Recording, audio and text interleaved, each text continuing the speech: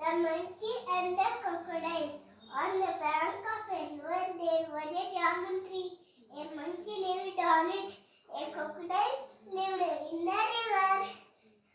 Monkey and crocodile were good friends.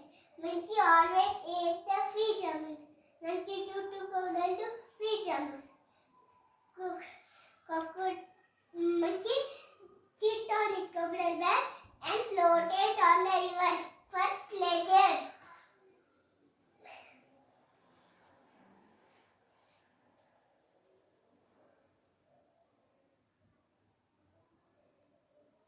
Crocodile took the free jamun for his wife. The crocodile wife ate the jamuns. How filled with the heart of one who eats such sweet fruit every day. How shall I get it?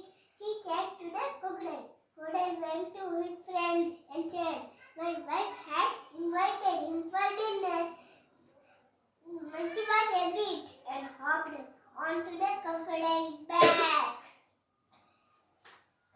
On the middle of the river, crocodile said to the monkey, my wife wants to eat your heart.